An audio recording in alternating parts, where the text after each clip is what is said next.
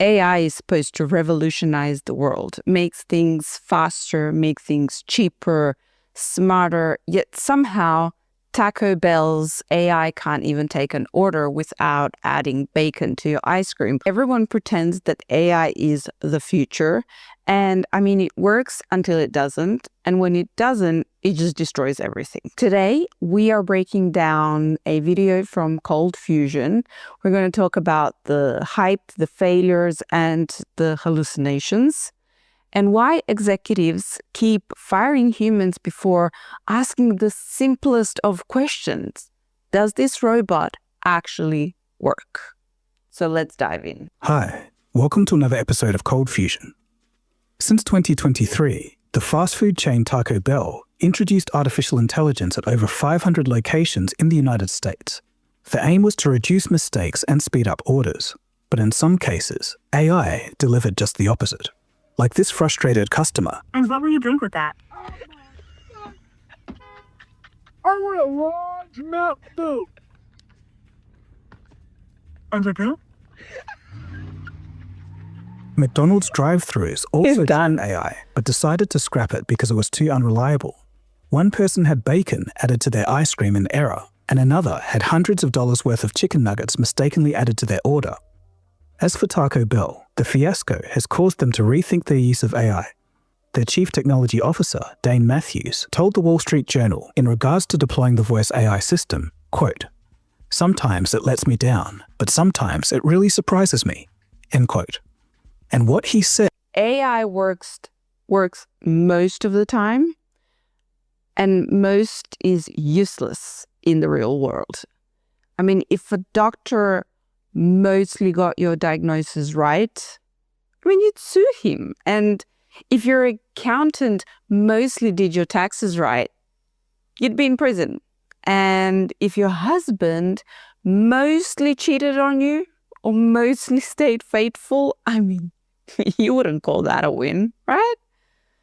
But I mean, businesses are out here acting like 90% accuracy is like a divine miracle. I mean, it's not. You can't have AI that works most of the time. It's just, you don't know. and what he said is the very crux of consumer generative AI today. It works most of the time, but about a few % of the time, it just gets things wrong. But where does this all lead? A recent MIT report found that after surveying 150 business leaders and 350 employees, just 5% of integrated AI pilots are extracting millions in value, while the vast majority remain stuck with no measurable profit and loss impact. So this is what I'm talking about, like AI works most of the time. So not everything is actually producing. In other words, AI implementation fails in 95% of the cases.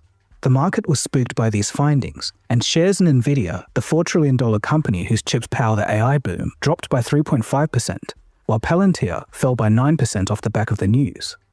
It all sounds pretty heavy, but this was just a reaction to the headline, because as you dig deeper into what was actually said in the report, the picture isn't as clear-cut as AI simply failing everywhere. A few episodes ago, I talked about the current crisis with new graduate jobs. A large part of that was the AI threat. It's true and happening in some entry-level jobs, especially in the creative fields. I did caveat in that episode that current AI systems still get a lot wrong, but will improve in the future. But today, let's explore that fact a bit more deeply. What if generative consumer AI continues to underperform in businesses for years to come? In this episode, we'll look at how AI is actually performing once put into the position of taking people's jobs. To summarize the sentiment of this episode, it's basically this. Consumer generative AI will revolutionize global productivity eventually, but as for now, it's possibly in a bubble.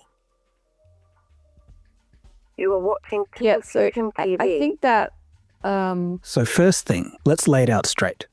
AI has some legitimate use cases and works well in non-critical areas that don't require 100% precision. Robots, live translation, and even some prototype. I think that companies rushed into this AI just to kind of freeze any new hirings, cut salaries, and just brag to the investors like, look, we've implemented AI Instead, they ended up with employees whose full-time job is basically babysitting the AI machine or whatever that gives you like a 10% output. I mean, AI sort of didn't create AI didn't automate work. It just created a cleanup duty, if that makes sense. Website builders like Lovable are some examples, but the sentiment is clear. I've used Lovable and I like it. I mean, it sort of does a great job. I mean, there's still room to improve, but for now, it gave me applications that I wanted for MVPs that I can show to clients. So that's a win. And I use it in that sense. But the sentiment is clear.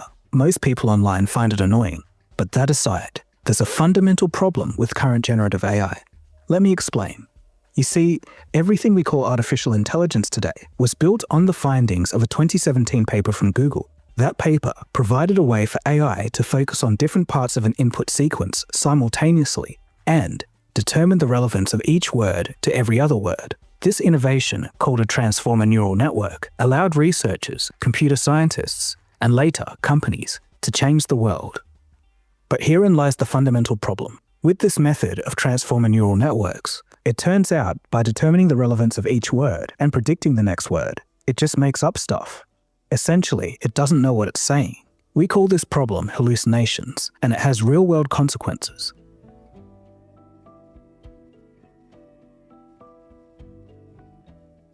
Picture this. You're a business that decided to replace its staff with AI to write up patient documents, fill in patient information, summarize meetings, or do some basic scheduling. Yeah, I'm just imagining like you implement AI to track meetings and then summarize meetings, and you're just like, you go on the meeting and you basically snooze because you're not actually part of the meeting, but you still have to do something. And then you're like, oh, AI is going to tell me what to do. And then you go until the meeting ends. And then the AI kind of does a summary and tells like, okay, Tamara needs to do this and Tamara needs to do that. And you actually go and do it. And then everyone in the meeting is like, why? We specifically told you not to do it, or we specifically told you not to do it in that way. And you can't now go and say, well, I was, doom scrolling while I was on the meeting because I didn't care about the meeting. I was like, AI is going to take care of this. So this is something to look out for. But imagine in like a doctor's setting, I mean, like taking patient information and you tell him like, I have respiratory issues, or like I have a some predisposition for something, and it writes something completely different, something that it understood. And like the doctor's like looking at your file, oh, I see that, cancer runs in your family. And you're like, no, it doesn't. Why would you say that? Oh, I'm sorry. Our AI nurse assistant got that wrong. I mean, like, God forbid, like, are you allergic to penicillin? Yes. And he puts no. But as time goes on, to your horror, you realize that the AI system makes up 10% of everything that it delivers. But the real problem is, you don't know what it's made up and you don't know what's accurate. So you or your staff... Oh yeah, and also one day I needed some KPIs, key point indicators. I needed some stats for a presentation that we were creating. And I asked ChatGPT to give me references and to kind of help me summarize and create a better slide. And ChatGPT outputted some type of information, and there was some stats there. And he even said where the reference came from. And I was like, this is a very important presentation. I need to double check these stats.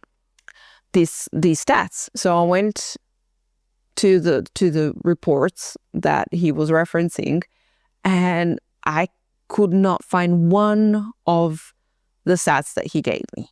And I asked it like, okay, how did you get these stats? Where did these stats come from? And he was constantly apologizing. And yeah, ChatGPT is a he, apparently, a he and an it.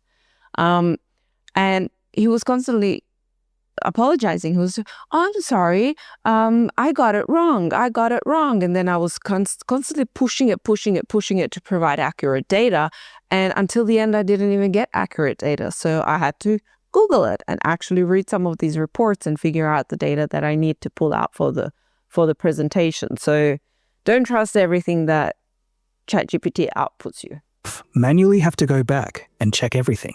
This ends up just being extra work for the remaining staff, and ultimately is a waste of time. It sounds stupid, but this is exactly what's happening.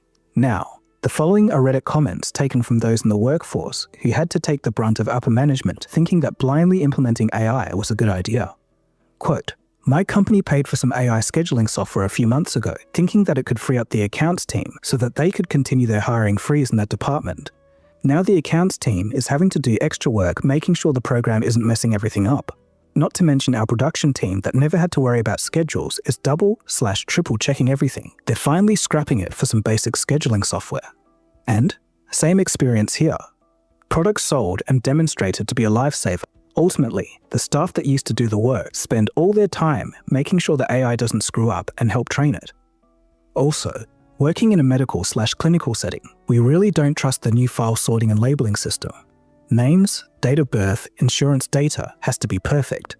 AI is less than that. It fails at gathering proper demographic information and assigning relevant tasks. Sometimes it thinks the doctor is the patient or doesn't know where the document was faxed from, etc. And yet another user states that AI was good at taking notes from Zoom meetings, but would make up 5 to 20% of the content, even when hand-fed the transcripts of the meeting. Those who looked over the AI-generated summary realized that some of what was written wasn't even said. All of these disasters... Some of these Reddit stories are brutal and basically lawsuits waiting to happen.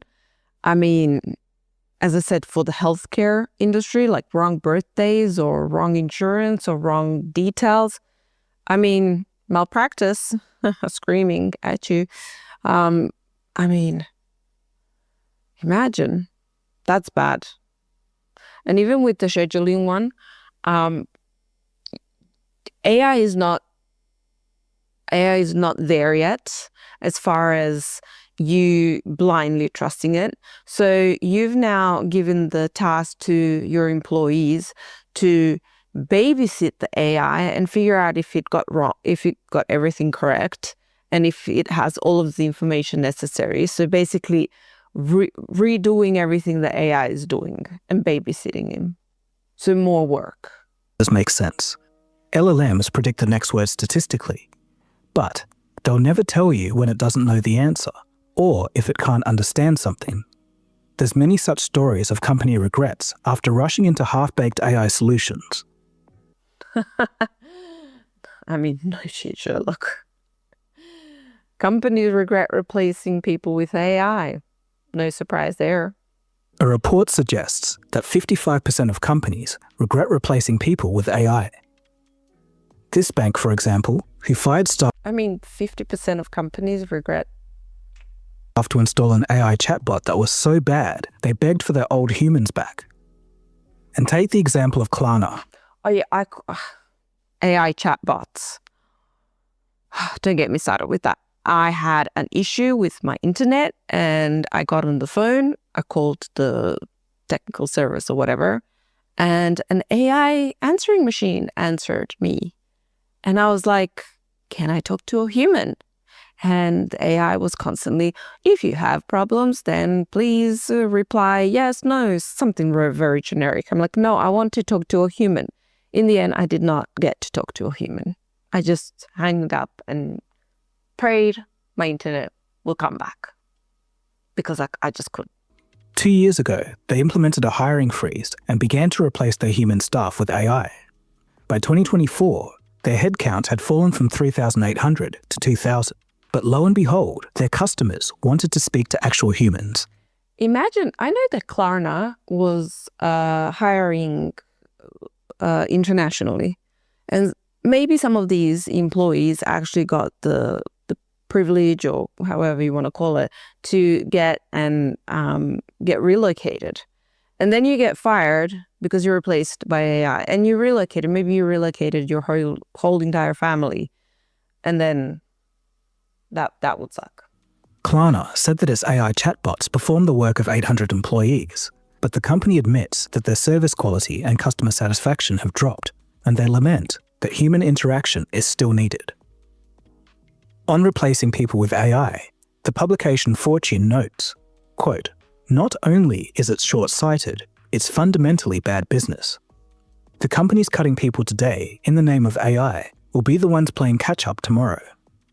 There's no doubt that AI is excellent at doing more with less. It speeds up processes, cuts down repetitive work, and buys back time. But AI on its own cannot create the next generation of products and services." End quote. So on ColdFusion, we try to be thorough here. So it has to be said that all of these failures aren't the full story. There are indeed companies that are extremely successful at using artificial intelligence.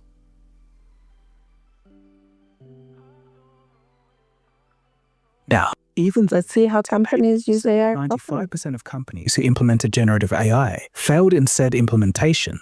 The same MIT paper states, quote, "Some large companies, pilots, and younger startups are really excelling with generative AI. They mean startups led by 19 or 20-year-olds. They, quote, have seen revenues jump from 0 to 20 million in a year. It's because they pick one pain point, execute it well, and partner smartly with companies who use their tools." End quote. So how companies adopt AI is crucial. Yeah, so this is a great kind of point of view. So they pick one problem and solve that one problem. They kind of buy specialized tools instead of like building a monster out of AI. I mean, For example, purchasing AI tools from specialized vendors and building partnerships succeed 67% of the time, while internal builds succeed only 1/3 as often. This goes to show that you can't just slap AI everywhere and expect it to work. It needs thought in its implementation and also depends on the specificity of the AI tools in question. But in the grand scheme of things, it's still early days for AI, and it'll be naive to think that it'll stay the same forever. All it would take is another groundbreaking paper. one of the things that you need to figure out is, do we need AI? Do we have a problem that AI can solve? Because if we don't have a problem that AI could solve, then we don't need AI. Don't put AI just to put AI somewhere.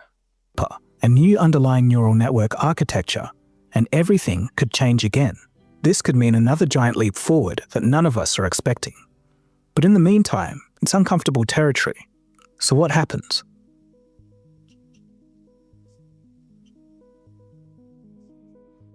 Like the steam engine which sparked the Industrial Revolution of the late 1700s, the internet is changing everything it touches. And at the cutting edge of the revolution is Wall Street. In the dot-com bubble during the mid-90s, everyone who simply put a .com at the end of their company name saw massive valuations because investors who didn't understand the technology saw them as the future. In reality, these companies had no solid way of making a profit or didn't even have a business plan. When the broader market realized that it was all a smokescreen, the sector crashed. Most companies went out of business, and only a handful made it out and are giants today. So let's compare that to the AI wave of today. Now you just slap AI into your pitch deck or whatever, or your landing page, and all of a sudden, ooh, these people must be fancy. The long-awaited release of ChatGPT 5 was a disappointment, and many users even thought the previous version was better, and this caused OpenAI to scramble. In addition, the company was also caught blatantly fudging the performance numbers in some very strange graphs. The graphs were done by AI, so that's fine. They're a bit iffy. Incremental rather than revolutionary was the tone. Soon, Meta would announce that it's downsizing its AI division, and this comes amongst a growing chorus of analysts saying that AI is heading towards, if not, is already in a bubble. And next, we have the massive valuations and spending. NVIDIA H100s, the GPUs that power the artificial intelligence boom, are about $30,000 to $40,000 each. Google has 26,000 of them, and they've managed to create AlphaFold, Gemini, VO3, and more. But Meta, on the other hand, has 600,000 NVIDIA H100s. And while they do have the open source Llama LLM, it isn't discovering new science like Google's AlphaFold for 23 times the compute. And to give you an idea of how extreme this is all getting, AI itself has caused a 4% increase in electricity use in the US. I mean, 4% electricity increase to produce what? Iffy results and like to confuse your grandmother about a recipe, telling her she needs to add this and she doesn't. I mean...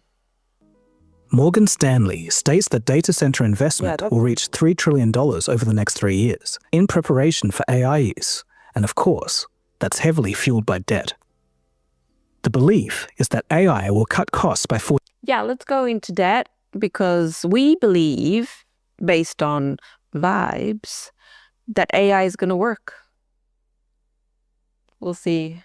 We'll see. 40%, and that should add $16 trillion to the S&P. But as we've just seen at the beginning of this episode, according to that MIT study, that could be very unrealistic. I mean, it's possible. So this could be the future. Like if you go down, then you go up. Massively soon. Maybe. Number 1. Business executives and business owners will get frustrated with hallucinations, useless solutions, bad code, and a very poor return on investment. Number 2. A lot of the AI gurus like Sam Altman will have to admit that artificial general intelligence isn't going to be achieved by LLMs, and they're essentially a dead end. Number 3. The general populace begins to get sick of LLMs, and we're already seeing it. The absolute flood of AI slop, the hallucinations. Actually, the term hallucination is best described for generating images and videos. Have you generated something and you were just like, what the F is that? Like, what? Agreeing with what users say, sometimes driving them insane. Number 4. In seeing this, the venture capital finally dries up, and LLMs become just too expensive to justify unless there's a massive increase in efficiency. The cost to run OpenAI's data centers, all the pipes and guts and things that like keep AI running, is about $40 billion a year. Their revenues right now are only like 15 to 20 billion. And they are going into massive debt. After a long winter, new implementations come around. And how much debt can they continue to go into? So just like the dot-com bubble, there's going to be a few winners that rise from the ashes. But if or when it crashes, from here, we see the true artificial intelligence companies that last the distance.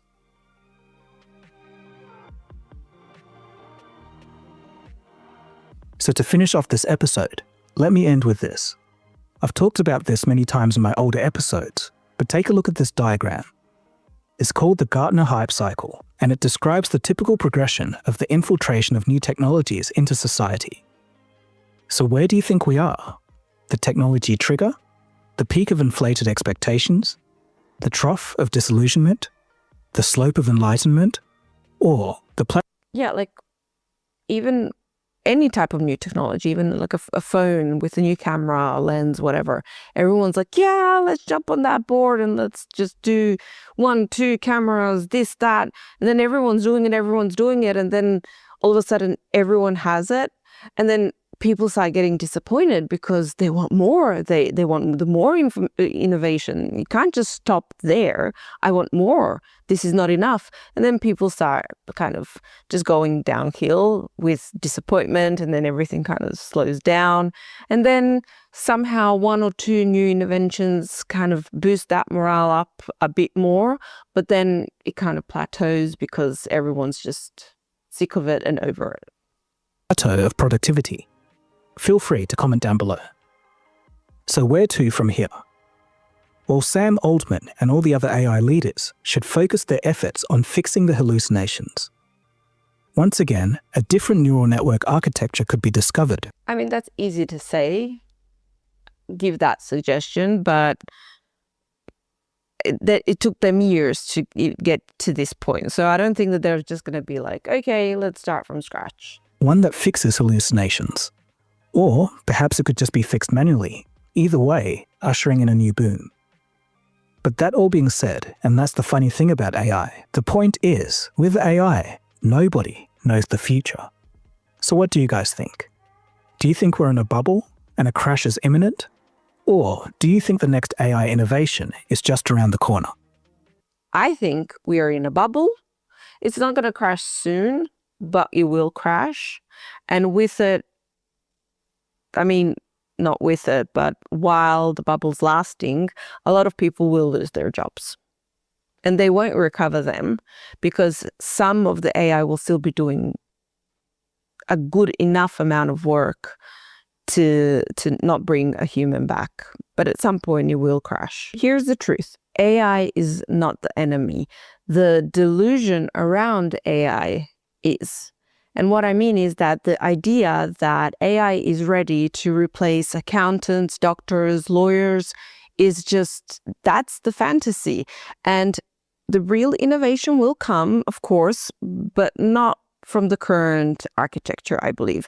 Like something deeper needs to be invented. But right now, we're kind of in this messy middle ground, like some of it hype, some of it disappointment, just confusion all around. So let's kind of answer the question from ColdFusion, which is AI in a bubble right now and will it pop soon? Let me know in the comments below. And if you like these sort of commentaries about AI, jobs, economy, finance, just personal development, then be sure to like, subscribe, and share this video with a friend. See you in the next one.